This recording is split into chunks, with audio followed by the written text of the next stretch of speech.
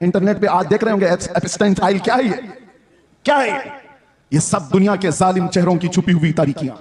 सब ताकत वाले नंगे हैं, तुम उनके पैरोकार ना हो। ये सब बड़े बड़े कुर्सियों पर बैठे हुए अंदर के रेपिस्ट हैं, अंदर के जिनाकार हैं, और ये दुनिया को सबक पढ़ाते हैं अमन का, ये दुनिया को सबक पढ़ाते हैं अखलाक का। आओ अखलाक की बात और हुस्न की बात करें तो ताजदार मदीना की बात। यहां जो कहा जाता है वो किया जाता है। ये नहीं है कि कुर्सी संभालने के बाद कुछ और कहा जाए और अमल कुछ और किया जाए। बारगाह मुस्तफा में आओ ऐ नौजवानों। मैं इसीलिए दर्द दिल के साथ पूछ रहा हूं, ये तकरीर कोई सजाई भी नहीं कह रहा हूं, दर्द दिल के साथ पूछ रहा हूं। एक तरफ तुम कहते हो हुस्न वाला वो चेहरा था, फिर तुम्हारा चेहरा क्यों नहीं? तुम हुस्न वाली की पैरवी क्यों नहीं कर रहे? दाढ़ी तुमको चुभती क्यों है? दाढ़ी तुमको दस्ती क्यों है? तुमको बुरी क्यों लगती है? इसलिए ना कि दुनिया वालों ने ताना देना चाहा कि मुल्ला बन गया, मौलवी बन गया, उनसे डर करके तुमने अपने आप को औरत बनाने के चक्कर में फंस गए।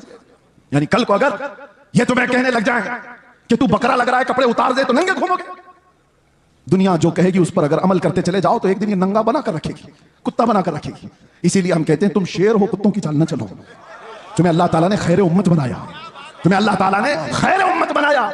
देखना है तुम मुजरा करने वाले, नाटक करने वालों को ना देखो।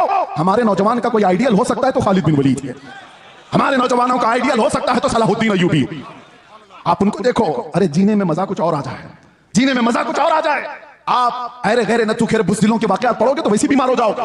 रसूलुल्लाह के जानिसारों की तारीख पढ़ो, अरे फिर हर दर्द भूल जाओगे। आपको मैं बताऊं, एक बात मैं आपको बताऊं, 15-20 साल तक नशा दे देकर दुनिया ने इस कौम को सुलाने की कोशिश की। माल का भी नशा होता है, हुस्न का भी नशा होता है, मनसब का भी नशा होता है। ये सारे नशों में मुब्तला करके अरबों को सुलाया। और उसके बाद एक डॉक्टर साहब, डॉक्टर जो है ना वो जानते हैं अच्छी तरह से, किसी का ऑपरेशन करना होता है तो पहले उसे सुन किया जाता है। बगैर बेहोशी का इंजेक्शन दिए हुए सर्जरी नहीं करता डॉक्टर। अच्छा डॉक्टर साहब से हमने पूछा, आपने इंजेक्शन तो दे दिया, बेहोशी का इंजेक्शन दिया है, लेकिन कब पता चलता है कि ये बेहोश हो गया? उसे कैंची मार के देखते हैं या उसको चूंटी काट के देखते हैं, हाथ पैर नहीं हिला रहा है तो समझते हैं कि बेहोश हो गया, अब काट पीट शुरू कर सकते हैं। ये ऑपरेशन थिएटर का उसूल है। इंजेक्शन मारो, फिर थोड़ी देर छोड़ दो और उसको हिला झुला करके देखो कि हरकत कर रहा है कि नहीं कर रहा है, और अगर हरकत कर रहा है तो अभी काट पीट नहीं चालू, ऑपरेशन नहीं किया जाएगा। मेरे अजीजों, ये दुनिया इसी तरह सालों नशा में रखती है और उसके बाद चेक करके देखती है कि अभी होश में है या नहीं। और चेक करने का तरीका यह है कि किसी खबीस नफ्स को गुस्ताखी रसूल पर उभारा जाता है। नबी पाक सल्लल्लाहु अलैहि वसल्लम की शान में कोई गुस्ताखी करता है, वो इसीलिए कराया जाता है कि कौम मुस्लिम उम्मत मोहम्मदिया को देखें कि अभी ये होश में है कि मदहोश हो गए, हाथ पैर हिला रहे, आवाजें आ रही या सो गए। दुनिया देखती है। मैं और आलम की बात तो नहीं कहता, लेकिन मुझे फख्र है हिंदुस्तानी होने पर कि अल्हम्दुलिल्लाह यहाँ के बच्चे, यहाँ के मोहल्ले, यहाँ की आबादियां, इन्होंने नशा तो बहुत खिलाया है, लेकिन जब कभी किसी कुत्ते ने भौंका तो हर मोहल्ला खड़ा हो गया था, हर आबादी खड़ी नजर आई। और फिर तुमने देखा है पूरे हिंदुस्तान में शुमाल से लेकर जुनूब तक, मशरिक से मगरिब तक एक नारा गूंजने लगा, लब्बैक या रसूल अल्लाह। ये इस बात की अलामत थी कि नशा तो बहुत दिया, लेकिन हिंदुस्तानी मुसलमानों पर तुम्हारा नशा काम नहीं किया। ये आवारा तो हो गए मगर मेरे मुस्तफा के गद्दार नहीं हुए। मैंने गमों की रातें देखी हैं, अंधेरियों में अपनी मां को नहीं पुकार सकते, बाप को नहीं पुकार सकते। हमें यकीन है कि हमारी आवाजें दीवार के बाहर तक भी नहीं जा सकती, लेकिन इतना दिल में एहसास था, चाहे 70 कोठरियों में बंद हो, आवाज मदीने तक तो जरूर जाएगी। ये यकीन था पुख्ता, और उस वक्त यही तलब थी जो कह रहे थे जब वो बेहिजाब हो गए। खार भी गुलाब हो गए, जो कांटे थे वो गुलाब बन गए। हम जैसे निकम्मों को किसने ये शोहरत दी है? या हम जैसे नाहंजार लोगों को किसने ये मकाम दिया है कि लोग देखने के लिए खड़े हो जाएं? मेरे अजीजों, हमारा सोशल मीडिया प्लेटफॉर्म नहीं, या हमारे पब्लिसिटी के लिए किसी तरह के खर्चे हों। वल्लाह बिल्लाह तल्लाह हमने कभी शोहरत के लिए पैसे खर्चे नहीं किए और ना ही लोगों को इस्तकबाल के लिए खड़ा किया। हम तो इसके लिए कफील अंबर साहब को एक बार नहीं 10 बार बोल चुका हूं कि मिंबर पर मेरी तारीफ मत करो, स्टेज पर मेरी तारीफ मत करो। ये मिंबर रसूल है, सिर्फ रसूल की तारीफ हो। बादशाह के सामने फिर किसी वजीर की बात नहीं होती। लेकिन मैं आपको इसलिए ये बात कह रहा हूं कि हमने ये जमा नहीं किया है, हमने पब्लिसिटी नहीं की है। ये जहां पर भी जाते हैं ये सिर्फ और सिर्फ वो अताए मुस्तफवी है। नबी कौनैन सल्लल्लाहु तआला अलैहि वसल्लम की अताएं हमने देखी हैं कि जब हम फकीरी में हो, गुर्बत में हो, और फिर ये पुकारें कि आका नजर करम हो जाए, तो फिर मामला वही होता आता है फकीरों पे उन्हें प्यार कुछ ऐसा, खुद भीख दें और खुद कहें मंगते का भला। जब वो बेहिजाब हो गए खार भी गुलाब हो गए। ऐ नौजवानों, नशा अगर तुम्हारे मोहल्लों में आया है तो इसी शेर पर मैं गुफ्तगू कर दूं, इसी शेर पर मैं अपनी गुफ्तगू तमाम कर दूं। अगर तुमने चरस, गांजा, अफयून, कोकेन को करीब से देखा हो या आवारा लोगों ने तुम तक ये माल पहुंचाया हो तो ये वो धतूरा है जिसको इस्तेमाल करने के बाद इंसान अपनी माँ और बेटी और बीवी में फर्क नहीं महसूस कर पाता। वो अपनी बेटी और बीवी में फर्क नहीं कर पाता। जमीन आसमान उसे पता नहीं, हराम, हलाल, कुफ्र, शिर्क और ईमान में कोई इम्तियाज बाकी नहीं रख पाता। उस धतूरे नशे में क्यों पड़ते हो? नशा करना ही है तो इश्क़ मोहम्मदी का नशा है। आओ एक तड़प आज यहां से ले चलो, एक तलब लेकर के जाओ। आज इस जलसे में आए हो ताजदार मदीना सल्लल्लाहु तआला अलैहि वसल्लम की इस महफिल में आए हो। बहुत मांगा होगा तुमने अल्लाह करीम की बारगाह में, औलाद भी मांगी होगी, तिजारत भी मांगी होगी, और तुमने अपने घर बार के बीमारों की शिफा मांगी होगी। कौन ऐसा मोमिन है जो दुआओं से दूर रहता है? कुछ न कुछ रोज मांगता है, लेकिन क्या ही अच्छा होता वो मांगते जो शहजादे आला हजरत ने मांगा था। क्या मांगा था मुफ्ती आजम ने? यूं मांगा था, कुछ ऐसा कर दे मेरे किरदिगार आंखों में, हमेशा नक्श रहे रूए यार आंखों में। उन्हें न देखा तो किस काम की है ये आंखें कि देखने की है सारी बहार आंखों में। ये तलब लेकर के जाओ, ये तड़प यहां से लेकर के जाओ कि अल्लाह अगर जिंदगी के चंद अय्याम मेरे बाकी हैं तो इन खीरा निगाहों ने, इन आंखों ने दुनिया की रंगीनियां बहुत देखी हैं, दुनिया की रानाइयों से ये ओप चुकी हैं। मौला अब इन रंगों को खत्म कर और जमाले मुस्तफा अता करते, इन आंखों को दीदारे मुस्तफा की तड़प दे दो मेरे अजीजों। फिर होता यह है कि ये लज्जत ऐसी जिंदगी में तुम्हारे इनकलाब लाती है कि ऐरा गैरा नत्थु खेरा किसी को तुम्हारे आंखों में जचने की हिम्मत भी नहीं होगी, किसी की तरफ तुम्हारी नजरें नहीं उठेगी।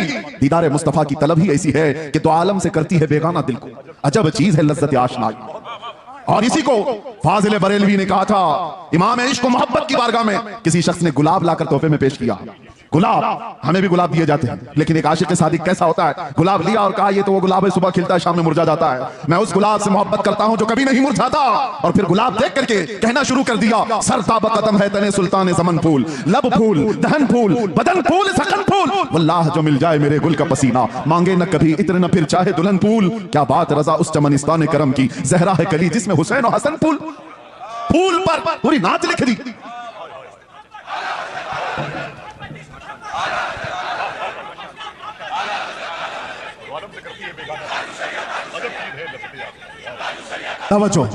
आज हमारी बेचैनियों का इलाज क्या है? हमारी बेकरारियां कहां से दूर हों? कौन दूर करेगा? या हमारे इफ्लास का इलाज क्या हो सकता है? आओ बारगाह सिद्दीक अकबर में। सैयदना अबू बकर सिद्दीक रज़ियल्लाहु तआला अन्हु गर्मियों के दिन अपने घर से बाहर निकले और रसूल पाक सल्लल्लाहु तआला अलैहि वसल्लम अपने हुजरे से बाहर निकले। ऐन इत्तेफाक उसी वक्त नबी पाक सल्लल्लाहु तआला अलैहि वसल्लम बाहर आए। हजरत अबू बकर से पूछा, मां बिका या अबू बकर, ऐ अबू बकर क्या हुआ तुम्हें, इस वक्त क्यों आए हो? हजरत अबू बकर ने क्या कहा? भूख की शिद्दत ने मुझे या रसूल अल्लाह बाहर निकाल दिया घर से। तवज्जो चाहता हूं, भूख की शिद्दत ऐसी है या रसूल अल्लाह, बाहर आ गया। थोड़ी देर आगे गुजरे थे, हजरत उमर भी मिल गए। उसी वक्त उनसे भी रसूलुल्लाह ने पूछा, क्या उमर इस वक्त तुम क्यों आए? उन्होंने कहा, शिद्दत भूख की ऐसी है या रसूल अल्लाह, हम बाहर आ गए। ये तो सुनिए आप, ये हदीस मौजूद है। और फिर हजरत अबू बकर से पूछो, हजरत उमर से पूछो, वो कहते हैं बात यह है कि जब भूख ज्यादा लगती और घर में कुछ नहीं होता, हम जमाले मुस्तफा देखकर भूख मिटा लेते, हुजूर के चेहरे को देखते सारी भूख खत्म हो जाती। हमारी इफलास, हमारी गुर्बत का इलाज वही तड़प है, कुछ ऐसा कर दे मेरे किरदिगार आंखों में। मेरे अजीजों जाना तो ये तलब लेकर के जाना कि आका आपका दीदार हो जाए या रसूल अल्लाह, अभी वो उम्मी फिदा आपके दरबार में मेरी हाजिरी हो जाए और आपके चेहरे जमाले जहां आरा की जियारत हो जाए। ये हर मोमिन की तलब और तड़प होनी चाहिए। मैं आपको बताता हूं वो मंजर कैसा था जिसको हदीसों में बयान किया गया है। नबी करम सल्लल्लाहु तआला अलैहि वसल्लम, शेर का मिज़दाक सुनिए, जब वो बेहिजाब हो गए, जब वो बेहिजाब हो गए, आखिरी वक्त था जाहिरी जिंदगी का मेरे मुस्तफा सल्लल्लाहु तआला अलैहि वसल्लम की। रसूल पाक सल्लल्लाहु तआला अलैहि वसल्लम नमाज पढ़ाने के लिए मस्जिद नबवी में उस वक्त नहीं आया करते थे जब अलालत बहुत बढ़ गई, बीमारी बहुत बढ़ गई। नबी अक़दस सल्लल्लाहु तआला अलैहि वसल्लम कई दिन तक मस्जिद नबवी तशरीफ नहीं लाए और उस जमाने में हजरत अबू बकर नमाज पढ़ाया करते थे।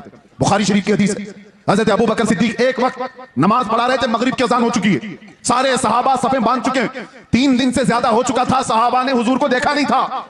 और उन सहाबा का हाल यह था, बेकरारी, बेचैनी इतनी कि जब तक हुजूर को देखते नहीं थे वो घर जाते नहीं थे। उनके हाल तो ऐसे थे, हजरत आयशा सिद्दीका फरमाती है, कई सहाबा ऐसे थे कि वो पलक भी नहीं झपकते थे जब हुजूर को देखते रहते। और हुजूर ने एक सहाबी से पूछा भी, क्यों इतना गौर से देखते हो? वो सहाबी कहते हैं, या रसूल अल्लाह, इसके अलावा दुनिया में देखने की है ही क्या? एक सहाबी है, ये भी बुखारी शरीफ में, हुजूर पाक सल्लल्लाहु तआला अलैहि वसल्लम के विसाल के बाद, जानते हो उस सहाबी ने क्या दुआ की? ऐ अल्लाह, मेरी आंखों को नाबीना कर दे। कोई दुआ ऐसे मांगता है, कोई दुआ ऐसे मांगता है। उन्होंने दुआ की और दुआ कबूल भी हो गई, वो नाबीना हो गए, अंधे हो गए। सहाबा ने आकर के उनसे पूछा, ऐसा क्यों किया? वो सहाबी कहते हैं हुजूर के बाद फिर ये आंखें किस चीज को देखेंगी?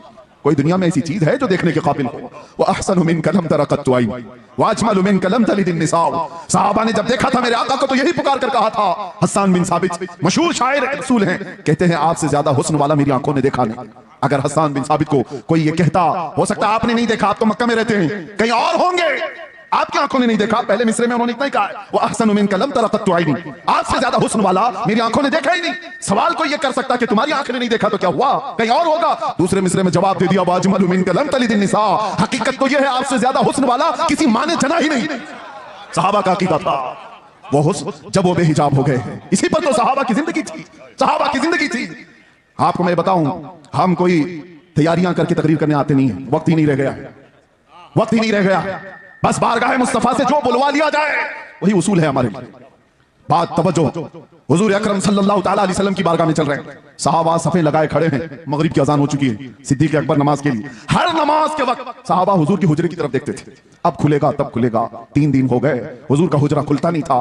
ये आखिरी अयाम है मेरे आका की जिंदगी की, जाहिरी जिंदगी की। और वो मगरिब की नमाज ऐसी कि सहाबा सफे बांध कर नमाज के लिए रकत बांध रहे थे। इसी असना में हुजूर का हुजरा खुल गया, नबी अकरम सल्लल्लाहु तआला अलैहि वसल्लम का हुजरा खुला, पर्दा हटा, हुजूर अपना चेहरा मुबारक बाहर निकालकर सहाबा की सफें देखने लगे। अल्लाहु अकबर। सहाबा कहते हैं कि अन्ना वजहहु वर्क़तु मुसहफ़। सब सहाबा किबले की तरफ, आज भी जाया मस्जिद नबवी, हुजूर का मेहराब इस तरफ है तो हुजूर की जालियां, जो हुजूर का हुजरा था आपके बाएं नजर आएगा। किबला सामने है, हुजरा बाएं है। बुखारी की हदीस है, सारे सहाबा हुजूर के हुजरे की तरफ देख रहे थे हालत नमाज में। और फिर सहाबा ये कहते हैं फ़हममना अन नफ्ततिन, हमें ये गुमान हो गया कि हम सब जो है उछल कूद करने वाले, रक्स करने वाले, वज्द में आने वाले। और उसके बाद वो सहाबा कहते हैं हुजूर को हम देख रहे थे कि अन्ना वजहहु वर्क़तु मुसहफ़िन, ऐसा लग रहा था मेरे आका का चेहरा जैसे कुरान का सफा हो, कुरान का सफा हो। और सहाबा देखते रह गए। आज तक किसी मुल्ला ने ये नहीं कहा कि वह सहाबा बदल गया था, किबले से बदल करके मेरे आका के हुजरे की तरफ देख रहे थे सहाबा। किसी ने नहीं कहा, बुखारी को नहीं कहा, मुस्लिम को नहीं कहा कि ऐसी हदीस लाए हो कि सहाबा पूरे के पूरे बदल गए थे। हाँ, बरेली वाले ने इसका जवाब दिया, बरेली वाले ने जवाब दिया है। वो जवाब इतना शानदार दिया है, वो अकीदा बन गया। और इसीलिए मैं कहता हूं बरेली वाले का अकीदा खुद का नहीं है, वो सहाबा का अकीदा, वो सहाबा से लिया हुआ है। बरेली वाला क्या कहता है, हाजियो आओ शहंशाह का रोजा देखो, काबा तो देख चुके, अरे काबे का काबा देखो। फिर आका सल्लल्लाहु तआला अलैहि वसल्लम की तरफ हालत नमाज में सहाबा देख रहे हैं।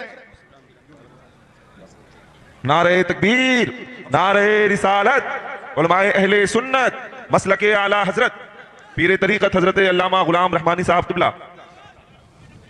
आपकी तवज्जो है, हम हुस्न मुस्तफा पे बात कर रहे हैं।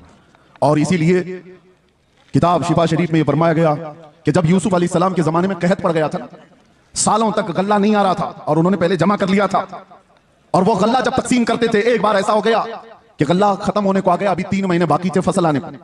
उन्होंने बारगाह रब्बुल इज्जत में अर्ज की कि अब इस पूरी रियाया को गल्ला कैसे तकसीम किया जाए। रब ने हुक्म फरमाया, पूरी रियाया के दरमियान जाकर अपना चेहरा खोल दो। और यूसुफ अलैहिस्सलाम मजमे में आकर अपना चेहरा खोलते, उनका हुस्न देखकर लोगों की भूख मिट जाती। ये हुस्न यूसुफ की बात है, ये हुस्न यूसुफ की बात है। और उसके बाद आओ जमाले मुस्तफा की बात। यहां पर मेरे आका सल्लल्लाहु तआला अलैहि वसल्लम को देखकर भूख नहीं मिटती, सिर्फ भूख नहीं मिटती। सहाबा तो कहते हैं हमारी जिंदगी आपके लिए, हमारी औलाद आपके लिए, हमारे माँ बाप आपके लिए, बल्कि कुर्बान होने को हर सर तैयार नजर आता है। भूख मिटाना अपनी जिंदगी की जरूरियात, लेकिन जान देना ये और मामला। हुस्न देखकर जान देने की बात होती। बारगाह मुस्तफा सल्लल्लाहु तआला अलैहि वसल्लम में इमाम आजम अबू हनीफा से एक शख्स ने सवाल किया था कि सुना है एक काफिर की मौत, बदबख्त की मौत जब आती है तो उसकी रूह निकालने का दर्द बहुत ज्यादा होता है, और एक मोमिन साले आशिक मुस्तफा की रूह निकाली जाती है तो सुकून के साथ वो दुनिया से जाता है। क्या इसकी कोई असल है आपके पास? इमाम आजम ने कहा कि जाओ सूरह यूसुफ पढ़ो, समझ में आ जाएगा। वो सूरह यूसुफ पूरा पढ़ के आया, उसमें मौत का कहीं जिक्र ही नहीं। वो आया और कहने लगा कि इसमें तो कहीं ऐसा है नहीं कि बदबख्त की रूह अलग निकाली जाएगी और मोमिन सालेह की रूह अलग निकाली जाएगी। कहा फिर पढ़ कर क्या? फिर पढ़ कर क्या आया? कहीं जिक्र नहीं है। आपने पूछा फिर पढ़ा क्या? उसने कहा यूसुफ और जुलेखा का वाकया पढ़ा, पूरा यूसुफ और जुलेखा का वाकया पढ़ा। कहा क्या वाकया पढ़ा? कहा यूसुफ अलैहिस्सलाम बड़े हसीन थे और जुलेखा उन पर फिदा हो गई थी। औरतें जब ताना देने लगी शहर की, जुलेखा ने एक दावत की और उसमें औरतों को बुलाया और सबके हाथों में एक तेज चाकू दिया और लीमू दिया, और फिर यूसुफ को बुलाया और सब औरतों से कहा लीमू काट दो। औरतों के हाथों से लीमू गिर गया, 4 उंगलियां कट गई। ये वाकया कुरान में है। फलम्मा समिअत बिमक्रिहिन्ना अरसलत इलैहिन्ना वअअतदत लहुन्ना मुत्तकअन वआतत कुल्ल वाहिदतिन मिनहुन्ना सिक्कीना वक़ालत इखरुज अलैहिन्ना फलम्मा रअयनाहु अकबरनाहु वक़त्तअना अयदियहुन्ना वक़ुलना हाशा लिल्लाहि मा हाज़ा बशरा वक़ुलना हाशा लिल्लाह। ये औरतों का वाकया कुरान में मौजूद है, सुना है आपने? यूसुफ और जुलेखा का वाकया। इमाम आजम ने कहा अच्छा ये तो पढ़ लिया तुमने। और औरत ऐसी जात है, काटना तो दूर की बात, अगर उसको चूंटी भी लग जाए तो उछल कूद करती है। अरे वो कॉकरोच से डरने वाली, वो छिपकली से भागने वाली। आधा हाथ काट ले, ऐसा कैसे हो सकता है? औरत आधा हाथ काट ले, ये होगा नहीं। तो उसने कहा बात दरअसल ये है, वो काटी नहीं है, कट गई। काट तो नहीं सकती, कट गई। कैसे कटी? कहा हुस्न यूसुफ में ऐसी मशगूल थी कि कट गई, पता नहीं चला। इमाम आजम ने कहा बस यही बताना चाहता हूं, यूसुफ का हुस्न देख करके औरतों की उंगलियां कट जाए पता नहीं चलता। तुमने सवाल किया आशिक मुस्तफा की रूह निकलने में दर्द नहीं होता? बात यही है, रूह निकलने का वक्त होता है तो रूह निकालने वाला फरिश्ता बाद में आता है, ताजदार मदीना पहले आते हैं। उसके सिराने मेरे आका तशरीफ लाते हैं। इधर वो मुस्तफा के जमाल को देख रहा है, उधर मलकुल मौत रूह निकाल रहा है। अरे वहां हुस्न यूसुफ पे कटने वाली उंगलियों का दर्द नहीं था, यहां हुस्न मुस्तफा पे निकलने वाली रूह का कोई दर्द नहीं होता। जब वो बेहिजाब हो गए, बस जिंदगी में एक बार हो जाए, जिंदगी में एक बार हो जाए। इसी को आला हजरत ने कहा था, इन्होंने जो शेर का थोड़ा सा टुकड़ा कहा है, आला हजरत ने भी यही तमन्ना किया है, उठा दो पर्दा दिखा दो चेहरा कि नूर बारी हिजाब में है, जमाना तारीक हो रहा है कि महर कब से नकाब में। ये आला हजरत की शेर की तर्जुमानी है, उठा दो पर्दा दिखा दो चेहरा कि नूर बारी हिजाब में है और जमाना तारीक हो रहा है कि महर कब से नकाब में है। अजीजा ने ग्राम वक़ार, हमारी भी ये तमन्ना हो बारगाह मुस्तफा में। मैं तो ये पढ़ता ही हूं रोजा कि मेरे आका आओ कि मुद्दत हुई है, तेरी राह में आँखियां बिछाते बिछाते, तेरी यादों में तेरी हसरतों में बड़े दिन हो गए घर सजाते सजाते। सुना है आप हर आशिक के घर तशरीफ लाते हैं, मेरे घर में भी हो जाए चरागा। ये तमन्ना लेकर के जाओ। वो सहाबा की जिंदगियां में थोड़ी सी मिसाल में बता दूं, वो देखते तो क्या देखते थे, उनकी तलब क्या थी। एक दिन रसूलुल्लाह सल्लल्लाहु अलैहि वसल्लम ने मस्जिद में खड़े होकर के कहा तुम्हारी दुनिया में से अगर कोई चीजें मुझे पसंद है तो तीन है, हुब्बिबा इलैया मिन दुनियाकुम सलासा, तुम्हारी दुनिया में से मेरे पास तीन चीजें पसंद हैं। पूछा क्या है वो तीन चीजें? मेरे आका सल्लल्लाहु अलैहि वसल्लम फरमाते हैं जुइलत कुर्रतु ऐनी फी सलाह, नमाज में मेरी आंखों की ठंडक है। अन्निसाउ वत्तीब, औरतें और खुशबू मुझे पसंद है।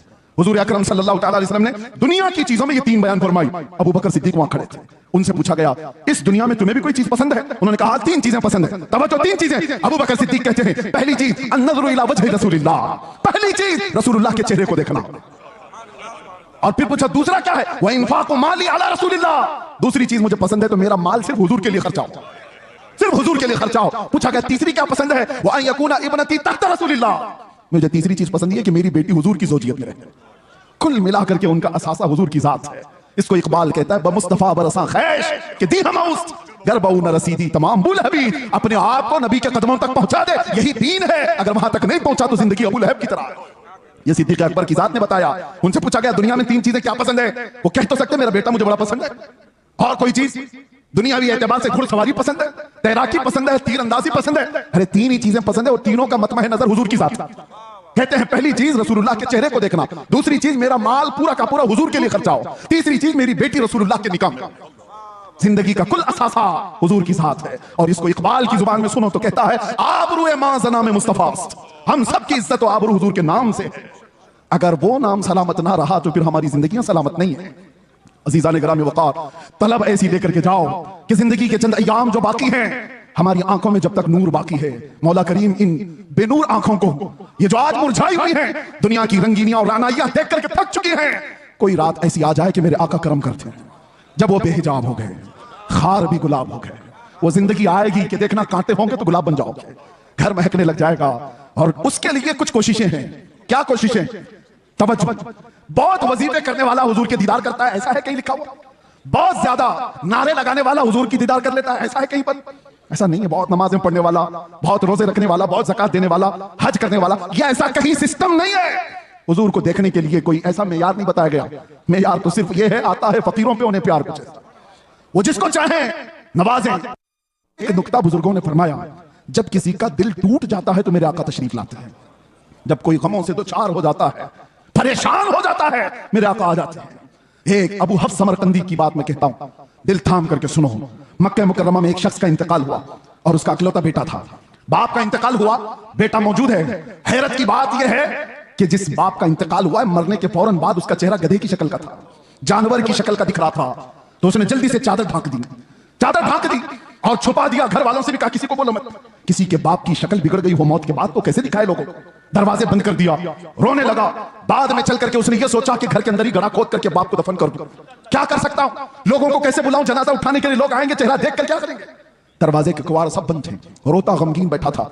अचानक उसके एक दरवाजे से एक बुजुर्ग तशरीफ लाए, चेहरे पर चादर, और आते ही वो मैयत के पास गए, उसका चेहरा हटाया, उसके चेहरे से चादर हटाई, हाथ रखा, फिर चादर उड़ा दी, और इस नौजवान के पास आकर पूछने लगे, वो बुजुर्ग किस लिए रो रहा है, क्यों परेशान। वो खड़ा हुआ और कहा, आप कैसे आ गए मेरे घर में, मैंने सारे दरवाजे बंद किए थे, और अगर आप आ ही गए हैं, देख ही लिए हैं, तो पूछ क्या रहे हो।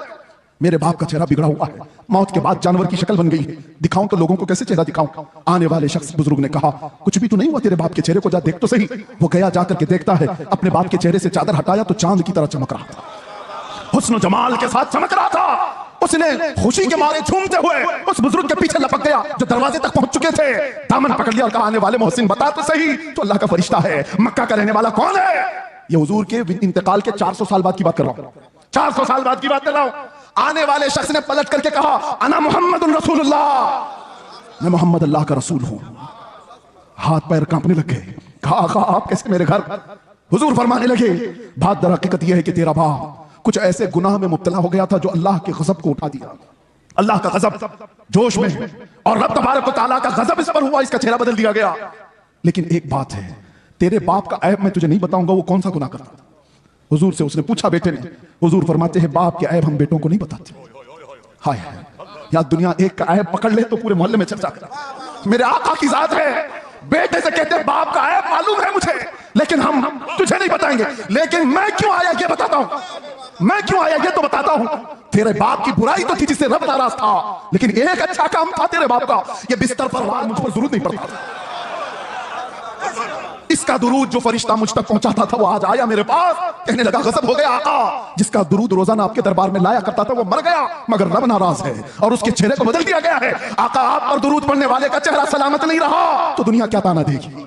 हुजूर कहते हैं, मैं आया और हकीकत में तेरे बाप का चेहरा बदला हुआ था। मैंने तेरे बाप के चेहरे पर हाथ रखकर अल्लाह से इतनी अर्ज की कि मौला, इस चेहरे को तो ना बदल, इस चेहरे को तो ना बदल। रब ताला ने फरमाया, महबूब हाथ उठाओ, इस वक्त मौजूद लोगों में सबसे ज्यादा हुस्न उसको दिया जाएगा।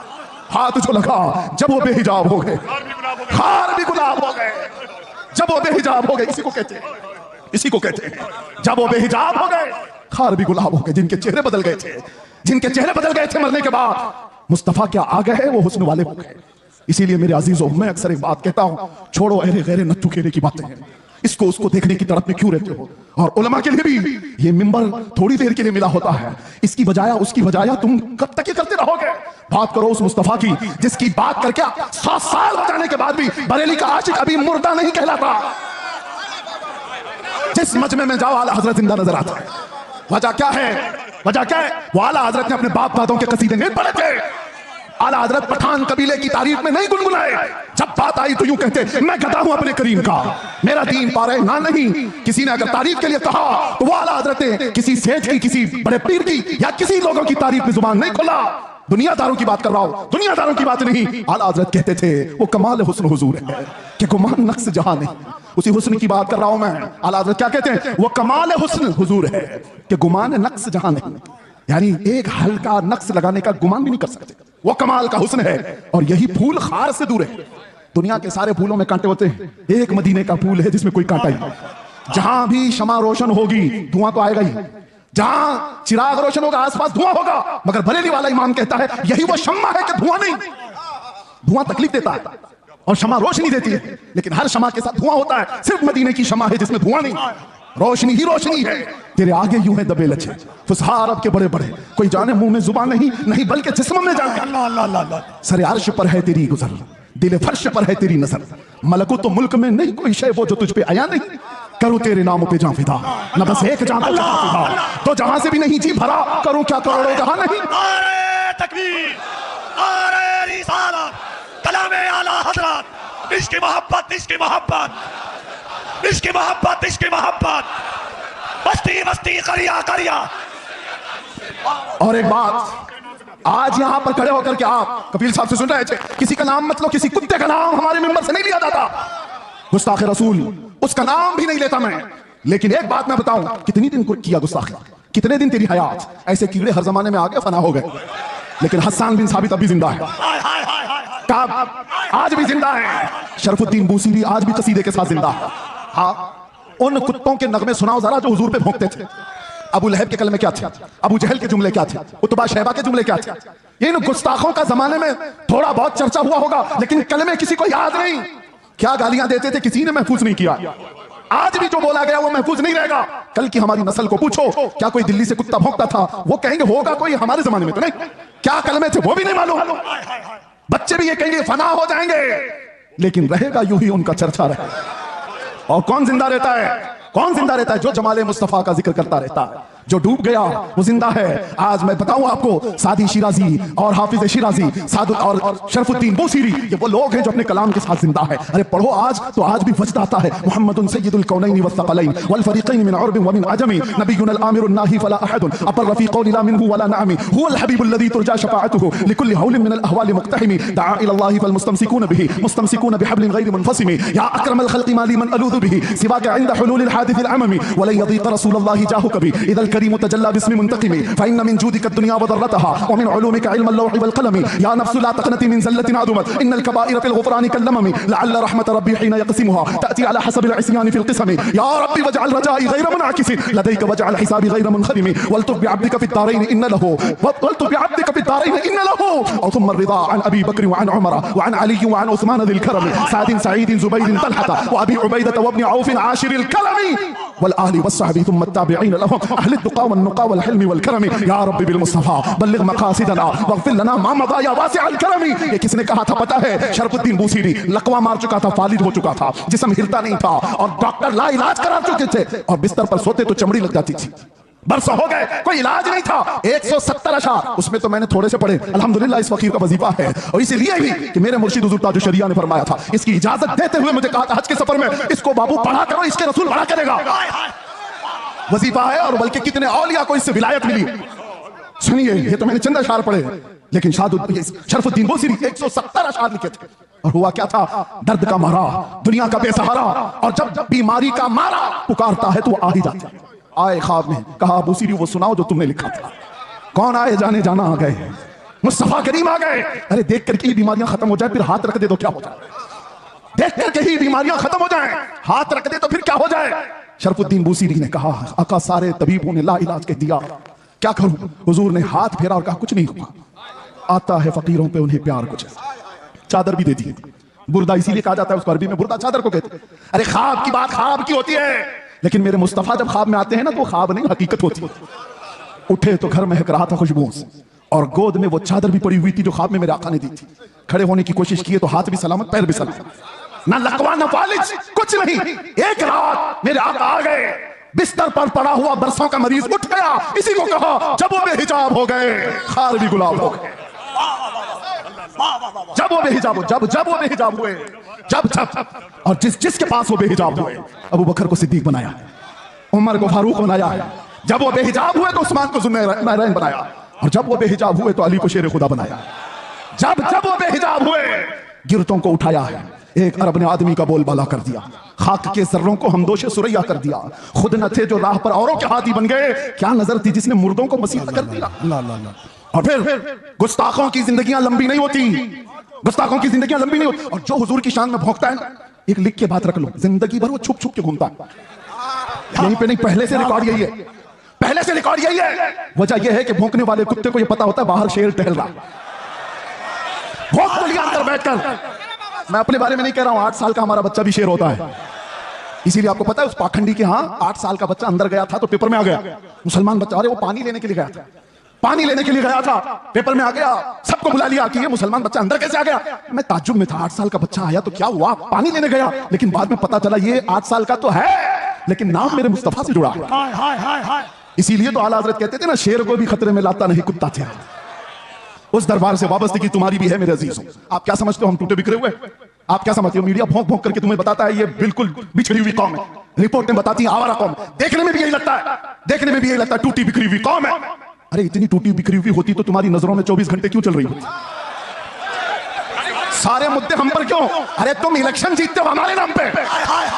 आज भी मैं आपको बताता हूं, जितने पॉलिटिशियन या कोई भी ढका छुपा होगा, कोई जानता नहीं, और विलन बनना चाहता है तो हमारा नाम लेकर गालियां देता, मशहूर होता है। तुम्हें फेम के लिए भी हम चाहिए, मीडिया वाले तुम्हारी दुकान के लिए भी हम चाहिए। कि तुम बिखरे हुए हो कौन कहता है? बात यह है कि तुम्हें नर्वस बना दिया गया, तुम्हें नाउमीद कर दिया गया। दुनिया को पता है ये सोए हैं, निकल करके सहरा से जिसने उलट दिया था तख्ते रोमा को। सुना है कुदसियों से मैंने कि वो शेर फिर होशियार होगा। इसलिए दुनिया ये जानती है कि ये बेदार हो गए। तो मसला है, मैं आपसे कहता हूं टूटे बिखरे जिस तरह की भी रिपोर्टें तुम्हारे पास दी जाए, मायूस ना हो।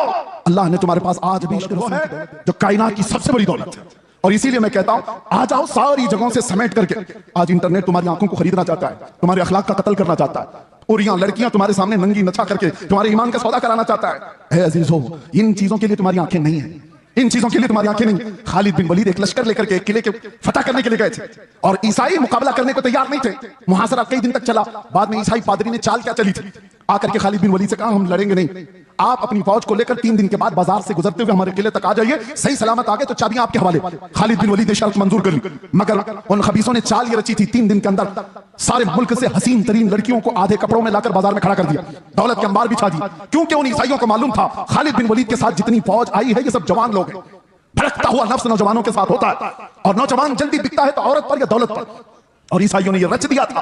3 दिन के बाद खालिद बिन वलीद जैसी बाजार में कदम रखे, शर्त के मुताबिक नजर पड़ी और यहाँ लड़कियों पर खड़े हो गए, और पलट करके गुलामान मुस्तफा को जो उन्होंने तकरीर की थी, अल्लाह अल्लाह, ये कहा था ऐ गुलामान मोहम्मद आज तुम्हारे इम्तिहान का दिन है, अगर कदम डगमगाए तो कयामत तक फटकार बरसेगी, और सलामत रहे तो अल्लाह के यहाँ महबूब कहलाए जाओगे। उन्होंने पूछा हमें करना क्या है? कहा वही करो जो मेरे मुस्तफा करते थे। कहा क्या करना है? मेरे आका जब बाजार में चलते थे तो अपनी नजरें नीचे रखते थे, बस इस पर अमल करो और निकल जाओ। एक जुमला था खालिद बिन वलीद का, वो फौज पूरी निकल कर चली गई, लड़कियां अपनी तरफ बुलाती रहीं। मैं वो सोच करके हैरत ज़दा हूं, इश्क़ मोहम्मदी में डूबा हुआ नौजवान किसी आवारा हसीना के पीछे कैसे जा सकता है? औरतें उनको फरिफ्ता करने लगी, उभारने लगी। लेकिन तारीख में लिखा है वो नौजवान उस बाजार से ऐसे गुजर रहे थे कि अगर उनके सरों पर अंडा भी रख दिया जाए तो ना गिरता।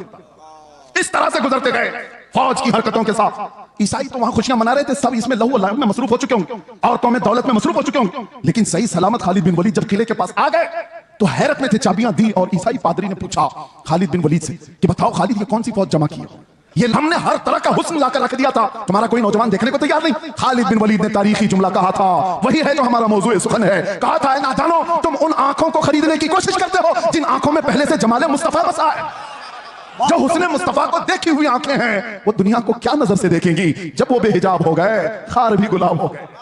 आज़म की दुआ याद रखो, कुछ ऐसा कर दे मेरे किरदगार आंखों में, हमेशा नक्श रहे रूए यार आंखों में। उन्हें न देखा तो किस काम की है ये आंखें कि देखने की है सारी बहार आंखों में। और सुनो एक आशिक के सादिक की तमन्ना, अरे कब्र में जाने के बाद मुनकर नकीर हर एक से सवाल करेंगे, झिझोड़ कर उठाएंगे, पूछेंगे बताइए सवालात के जवाब। लेकिन मुफ्ती आजम कहते हैं फरिश्ते जो पूछे कब्र में किसकी उम्मत हो, क्या कहते हो जवाब में क्या कहेंगे? फरिश्ते जो पूछे कब्र में किसकी उम्मत हो, वो कहते हैं लो देख लो क्या है तस्वीर यार आंखों में, लो देख लो क्या है तस्वीर यार आंखों में। मेरे अजीजों आंखों में बसा हो तो सिर्फ जमाले मुस्तफा, इसके अलावा कोई और चीज नहीं। आओ अब मैं जुमले खत्म करते हुए उन उशाकान मुस्तफा की बारगाह में हाजिरी देते हैं जो हुजूर के दरबार में दस्तक देकर के भी बुलंदी को पहुंच गए थे। पहुंचे नहीं सहाबा, जो सहाबा जिंदगियां दिए हैं लेकिन बाद में आने वाले सिर्फ दस्तक दिए हैं और फिर भी बुलंदी को पहुंचे। सादी शिराजी ने कहा था बलगल उला बि कमालिही कशफत दुजा बि जमालिही हसनत जमीउ खिसालिही सल्लु अलैहि व आलिही। ये एक शेर इतना मकबूल हुआ था कि सादी शिराजी ने कहा था बलगल उला बि कमालिही, आका अपने कमाल से सबसे बुलंदियों पर पहुंचे।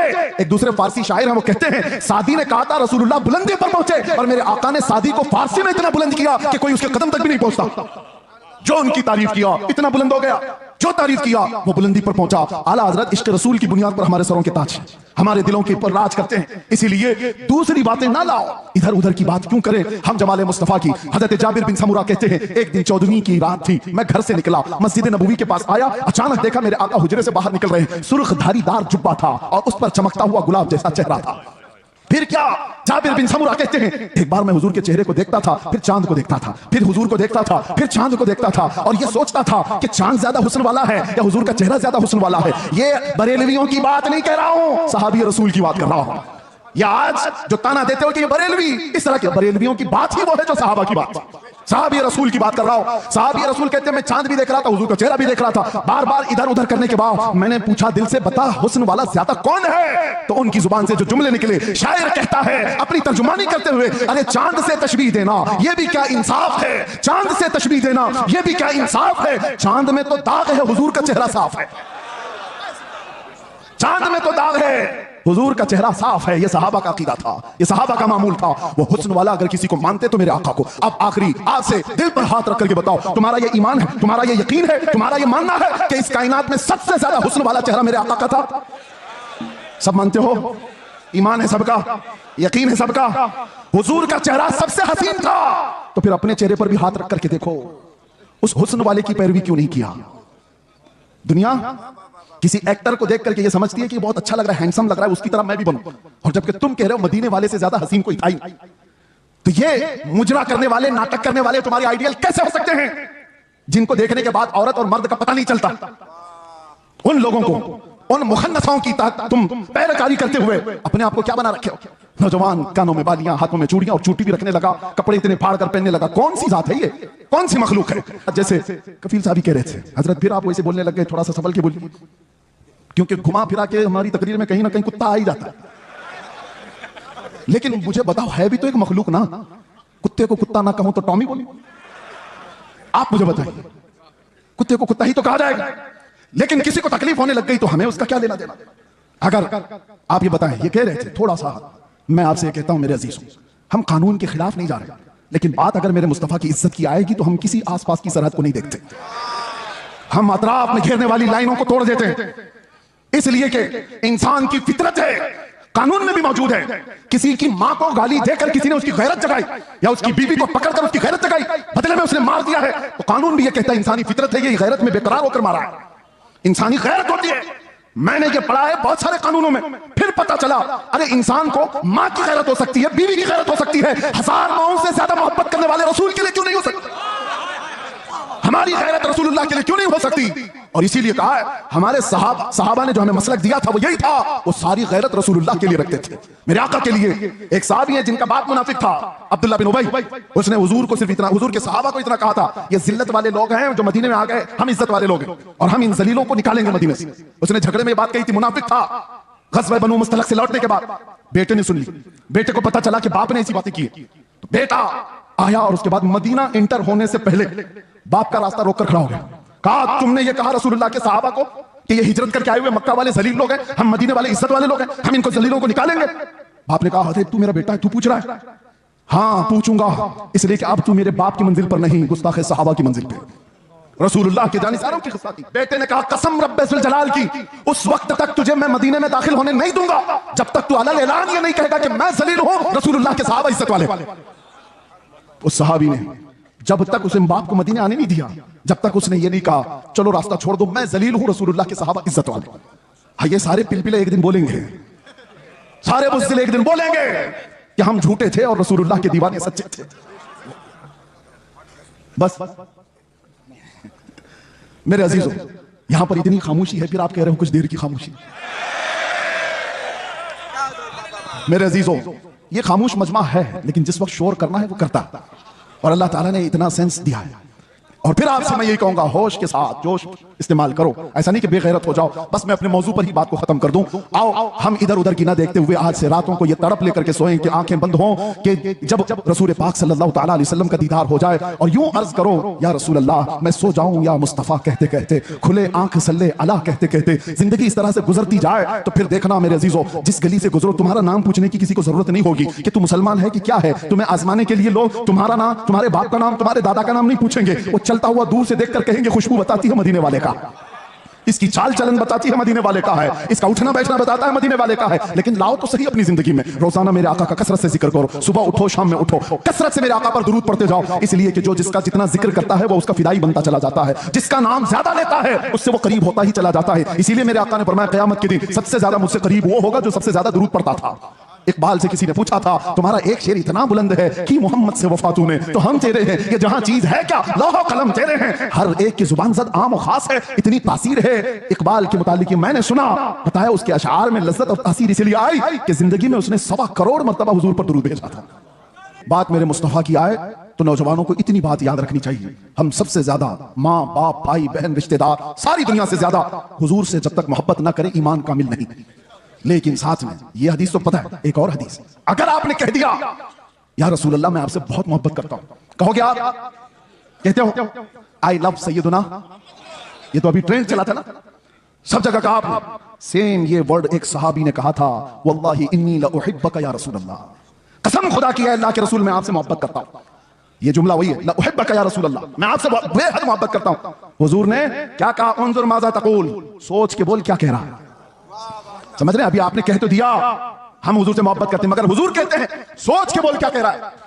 फिर उन्होंने वही जुमला कहा, कसम खुदा की अल्लाह के नबी मैं आपसे बहुत मोहब्बत करता हूं। हुजूर फिर फरमाते हैं उन्जुर माज़ा तक़ूल, सोच क्या बोल रहा है। 3 बार उस सहाबी ने कहा तो मेरे आका जानते हो क्या कहते हैं। हुजूर फरमाते हैं अगर तू अपनी बात में सच्चा है तो इंतजार कर, मुसीबतें इतनी तेजी से आएंगी जैसे पहाड़ से पानी आता है। हाँ, मोहब्बत रसूल का दावा करना सिर्फ हलवा पराठा खाने का नाम नहीं, बैठ कर नारे लगाने का नाम नहीं, ये शहादत गहे उल्फत में है कदम रखना। लोग आसान समझते हैं मुसलमान होना, हाँ तुम्हें इन तमाम मराहिल से गुजारा जाएगा। उलमा भी इस चीज के लिए तैयार रहे कि हमने हुजूर के नाम पर रोटियां बहुत खाई, इज्जतें बहुत कमाई है, जो कुछ भी मिला है मेरे आका के नाम पर मिला है।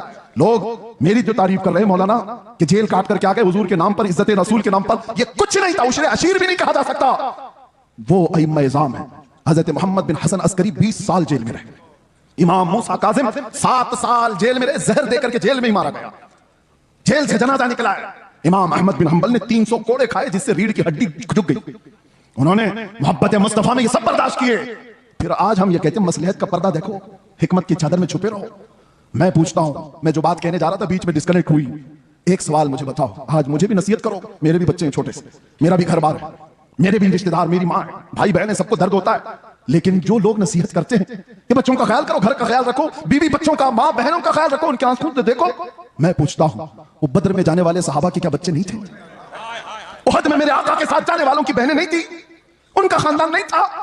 सबका खानदान था, बल्कि था तो ऐसा था, एक जवान शहीद होकर गिर गया उहद के मैदान में, मदीने की खातून दौड़ती हुई आई हुजूर की बारगाह में, कहा सुना है मेरा जवान शहीद हो गया, अगर आप इजाजत दें तो उसकी लाश देखूं, एक बेटा मरा है, आप इजाजत दें तो मैं उसकी लाश देखूं। कहा जा इजाजत से। वो आती है तो जानते हो, उस नौजवान का जुब्बा उठाकर के पीठ पे हाथ फेरती है और उसके बाद फिर पलटाती है लाश और सजदे में गिर जाती है। देखने वाले सहाबा ने पूछा, माई क्या कर रही हो शहीद बच्चे के साथ? सुनो तवज्जो के साथ जो कहते हैं, घर बार भी देखो। वो खातून कहती है, जब मेरा लाल निकल रहा था मैंने इसे नसीहत की थी कि बेटा अगर हुजूर पर कोई सख्ती आ जाए, जंग भारी पड़ जाए तो पीठ फेर कर भागना मत, अगर भागते हुए मारा गया तो मैं अपना दूध भी माफ नहीं करूंगी। मां ने कहा था हुजूर को छोड़ करके जाते हुए मारा गया तो मैं दूध नहीं माफ करूंगी। और फिर मुझे पता चला उहद के मैदान में जंग सख्त हो गई थी, लोगों के पांव उखड़ गए थे, कुफार गालिब आ गए थे, मेरा दिल डोलने लगा, कहीं मेरा बच्चा भागा। रास्ते में किसी ने कहा नहीं शहीद हो गया है, फिर बेचैनी बढ़ी, भागते हुए तो नहीं मरा, भागते हुए तो नहीं मरा, मैदान में सिर्फ मुझे यही देखना था कि हुजूर को छोड़कर भागते हुए तो नहीं मरा था। आकर के मैंने लाश को पलटकर पहले उसकी पीठ पर हाथ फेरकर इसीलिए देखा कि पीछे से तीर तो नहीं लगे, अल्लाह का शुक्र बजा लाते मैं सजदा कर गई, इसलिए कि मेरा बेटा मरा है, सारे जख्म सीने पर लेकर मरा है। ये दो आलम से करती है बेगाना दिल को, अजब चीज है लज्जत आशनाई। लोग ये कहते हैं हम मसलहतें और हिकमतें क्यों नहीं देखें? जरूर अल्लाह ने फरमाया तदबीर करो, लेकिन जब मेरे मुस्तफा की बात आए तो सहाबा भी तो आइडियल है। बताओ मुझे कहने वालों मेरी जिंदगी की क्या वकात? मैं कौन सा अहम आदमी हूं जो बच जाऊं तो लोगों का भला हो? मैं क्या कहता हूं, 1000 दर्जे बेहतर थे रसूलुल्लाह के नवासे इमाम हुसैन, उनका जीना पूरी उम्मत के लिए कितनी बड़ी नेमत, कितना बड़ा कमाल था, मगर उन्होंने जिंदगी बचाने की कोशिश नहीं की, मेरे मुस्तफा के दीन बचाने की कोशिश। जब वक्त पड़े नौजवानों समझौते में ना जाओ, कल क़यामत के दिन तुमसे भी पूछा जाएगा। तुम जिसके हुस्न के दिलदादा थे, मोहल्लों में बैठ करके नारे लगाते थे, आका की बारगाह में जब भी मदीने जाता हूं तो रोना आता है इस बात को लेकर के कि कहीं मैं सलाम करूं और ये ना पूछा जाए उस जगह से आ रहा है तू जहां से रोज मुझे गालियां दी जाती है। डर लगता है आज, इसीलिए हमारे जज्बात बेकाबू होते हैं, इसलिए हम ज्यादा बोलते हैं, तल्ख लहजे में इसीलिए बोलते हैं, सख्त लहजे में इसीलिए बोलते हैं, बारगाह मुस्तफा में जाने के बाद शर्म से पानी पानी होते हैं। क्या कहें, हकीकत बात है मेरे अजीजों, हमने कोई दिफा नहीं किया, कोई मुसीबतें नहीं उठाई, बहुत मिठाइयां खाई, बहुत अच्छे खाने खाए हैं, अच्छी जगहों पर रहे हैं। उनके बाद पर जिन्होंने तकालीफ उठाई वो सहाबा का मामला था, वो सहाबा का मामला था। उनको कुरान ने यूं ही नहीं कहा रज़ियल्लाहु अन्हुम व रज़ू अन्हु। हज़रत अबू हुरैरा कहते हैं एक जंग में हम ऐसे गए थे हुजूर के साथ कि हमारे पैरों के पूरे नाखून उखड़ गए थे, पैरों में हमने कपड़े बांधे थे, ग़ज़वा-ए ज़ातुर रिक़ा उसको कहा जाता है, पैरों के अंदर पूरे नाखून उखड़ गए थे। उस वक्त हुजूर ने पूछा था जो जाना चाहे पीछे जा सकता। सहाबा ने जोश में कहा था आका आप तो यहां तक लाए, मुल्क यमन तक भी आप ले जाए, हम पीछे पलट कर नहीं देखेंगे, पीछे पलट कर नहीं देखेंगे। वो सहाबा थे जो मेरे आका के लिए जीते थे, उनका जीना मरना सब कुछ रसूलुल्लाह के लिए था। और फिर उन्होंने ये ऐलान किया था आका की बारगाह में कि या रसूलुल्लाह, एक साहबी उनके हाथ की नस कट गई और खून बहता हुआ हुजूर के जिस्म पर आया था, हुजूर के जिस्म पर। और जब हुजूर पाक सल्लल्लाहु अलैहि वसल्लम उनके हाथ पर हाथ रखकर पट्टी करने लगे, अरे दर्द के मारे तलवार का जख्म खाया हुआ आदमी बिलबिलाता है, वो मुस्कुरा रहे थे, जंग खंदक में मुस्कुरा रहे थे।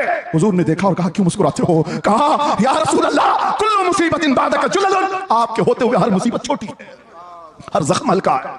जब वो बेहिजाब हो गए, खार भी गुलाब हो गए, बस देर इस बात की है कि एक दिन वो आ जाए, मेरे आका बेहिजाब हो जाएं, इस प्यासी उम्मत की बेताबी मिट जाएगी। यकीन जानो मेरे अजीजों, किसी और की तलब न रखो। आज के दिन तुम्हें उठाने वाला कोई आएगा नहीं। हो सकता है नोचने वालों की तादाद ज्यादा है, तुम्हारे जेबों पर नजर रखने वालों की तादाद ज्यादा है। यहाँ लूट खसोट की दुनिया चल रही है, हर कोई अपने अपने हलकों के चक्कर में पड़ा हुआ है। एक बात याद रखो, छोड़ो ये सारे तमाशे, बारगाह मुस्तफा की तरफ लो लगाओ। इस बेताब उम्मत का, बेकरार उम्मत का इलाज इतना ही है, आका इन आवारा आंखों को एक बार दीदार अता कर दो, अपने हुस्न में महव कर दो, ताकि अब आंखें बेकार न जाएं, हसीनाओं के चक्कर में हम गुमराह ना हो। फिर दुआ करते हुए जाते हैं, चमक तुझसे पाते हैं सब पाने वाले। या रसूल अल्लाह, मेरा दिल भी चमका दे, मेरा दिल भी चमका दे, मेरा दिल भी चमका दे, चमकाने वाले। बरसता नहीं देख कर अब्र रहमत, बदों पर भी बरसा दे बरसाने वाले। मैं मुजरिम हूँ आका, मुझे साथ ले लो कि रस्ते में है जा बजा थाने वाले, कि रस्ते में है जा बजा थाने वाले। आका अबी व उम्मी फिदा का या रसूल अल्लाह, तलब है तो सिर्फ एक ही तलब है, सुना है आप हर आशिक के घर तशरीफ लाते हैं। मेरे घर में भी हो जाए चरागा, मेरे दिल में भी हो जाए चरागा। लब्बैक या रसूल अल्लाह, लब्बैक या रसूल अल्लाह, लब्बैक या रसूल अल्लाह।